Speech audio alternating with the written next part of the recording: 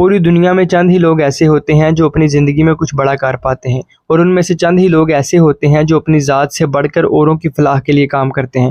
ہماری آج کی ویڈیو کا مرکز بھی ایک ایسی ہی شخصیت ہے۔ آج ہم اس شخص کی بات کرنے جا رہے ہیں جس نے موجودہ بنگلہ دیش کی حالت بدلنے میں اہم کردار ادا کیا ہے۔ میری مراد ڈاکٹر محمد یونس ہیں۔ یونس ماہر معاشیات، بزنس مین اور سول سوسائٹی لیڈر ہیں۔ ان کا شمار بھی ان مسلمانوں میں ہوتا ہے جنہیں نوبل انعام سے نوازا گیا۔ محمد یونس 28 جون 1940 کو مشرقی پاکستان کے گاؤں بتوہا میں پیدا ہوئے، جو کہ اب بنگلہ دیش کا حصہ ہے۔ یہ گاؤں چٹاگانگ میں واقع ہے۔ یونس کے والد کا نام حاجی محمد میاں سوداگر تھا، جو کہ ایک سونار تھے، اور ان کی والدہ کا نام صوفیہ خاتون تھا۔ یونس اپنے 9 بہن بھائیوں میں سے تیسرے نمبر پر تھے۔ چونکہ ان کی والدہ غریبوں کی اکثر مدد کیا کرتی تھیں تو اس چیز کا یونس پر گہرا اثر پڑا۔ یونس نے چٹاگانگ کالج اسکول سے میٹرک اور انٹرمیڈیٹ کا امتحان پاس کیا۔ یونس میٹرک کے امتحان میں مشرقی پاکستان کے 39,000 بچوں میں سے 16ویں پوزیشن پر آئے۔ اپنے اسکول کے دنوں میں وہ ایک متحرک بوائے اسکاؤٹ بھی رہے۔ اس کے علاوہ اور بہت سی غیر نصابی سرگرمیوں میں حصہ لیتے رہے۔ یونس نے یونیورسٹی آف ڈھاکہ سے اکنامکس میں BA اور MA کی ڈگریاں حاصل کیں۔ اس کے بعد کچھ عرصہ یونس اکنامکس بیورو میں ریسرچ اسسٹنٹ کی حیثیت سے کام کرتے رہے۔ 1965 میں یونس اسکالرشپ پر US چلے گئے اور وہاں پر وینڈر بلٹ یونیورسٹی سے PhD کی ڈگری حاصل کی۔ یونس نے 2 شادیاں کی تھیں۔ جب وہ US میں پڑھ رہے تھے تو ان کی ملاقات ویرا فروسٹینکو سے ہوئی، جو کہ رشین لٹریچر کی طالب علم تھی۔ انہوں نے 1970 میں شادی کر لی، لیکن یہ شادی زیادہ دیر تک نہ چل پائی۔ ان کی بیٹی مونیکا یونس کی پیدائش کے بعد دونوں میں علیحدگی ہو گئی۔ یونس نے دوسری شادی 1980 میں افروزی یونس سے کی، جو کہ مانچسٹر یونیورسٹی میں فزکس ریسرچر تھی۔ اس بیوی سے بھی ان کی ایک بیٹی ہے جس کا نام دینا افروز یونس ہے۔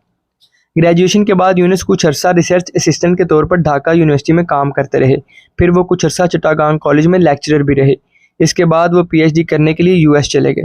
اپنی PhD کے بعد یونس مڈل ٹینسی اسٹیٹ یونیورسٹی میں 1969 سے 72 تک اسسٹنٹ پروفیسر بھی رہے۔ 1971 کی جنگ کے دوران یونس US میں بنگلہ دیش انفارمیشن سینٹر چلاتے رہے۔ جنگ کے بعد بنگلہ دیش میں واپس آ گئے اور گورنمنٹ پلاننگ کمیشن کا حصہ بن گئے۔ 1974 کے قحط کے بعد یونس غربت کو کم کرنے کے لیے کام کرنے لگے۔ 1976 میں جوبرا گاؤں میں غریب گھروں کا وزٹ کرتے ہوئے یونس اس بات کو سمجھے کہ چھوٹے چھوٹے قرضوں کی فراہمی غریب لوگوں میں بڑی تبدیلی لا سکتی ہے۔ جوبرا کی خواتین بانس کا کام کرتی تھیں اور اس سلسلے میں انہیں سودی کاروبار کرنے والے یا ساہوکاروں سے سود پر قرضہ لینا پڑتا تھا، جس سے یہ نقصان ہوتا تھا کہ ان کے منافع کی اچھی خاصی رقم سود کی نظر ہو جاتی تھی۔ اپنی جیب سے یونس نے جوبرا گاؤں کی 42 خواتین کو قرضہ دیا اور اس کے نتائج تسلی بخش رہے۔ ڈاکٹر اختر حمید خان، جو کہ Pakistan academy for rural development کے بانی ہیں، انہوں نے بھی یونس کے ساتھ برابر حصہ ڈالا۔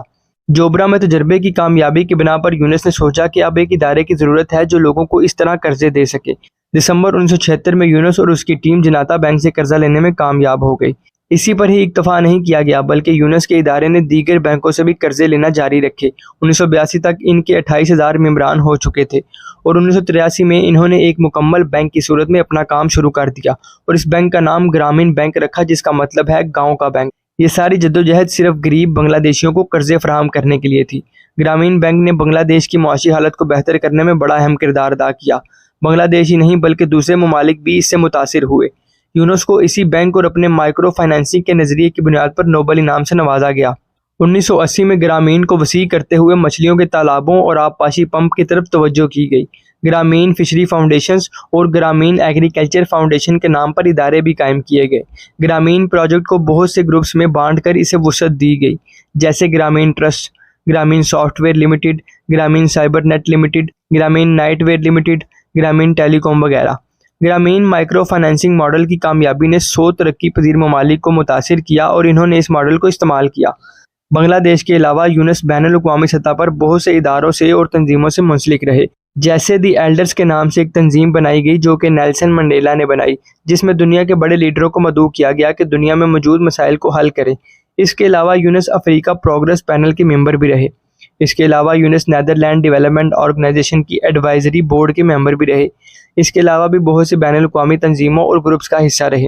اگر ان کی سیاسی سرگرمیوں کی بات کریں تو یونس 1996 میں نگران حکومت کے ایڈوائزر رہے۔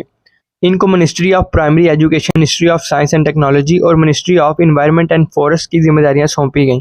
اس کے علاوہ 18 فروری 2007 کو یونس نے اپنی سیاسی پارٹی کا اعلان کیا جس کا نام تھا ناگرک شکتی۔ ابھی پچھلے سال بنگلہ دیش میں طالب علموں نے جب شیخ حسینہ واجد کو استعفے پر مجبور کیا تو اس کے بعد یونس کو نگران حکومت کے لیڈر کے طور پر منتخب کیا گیا۔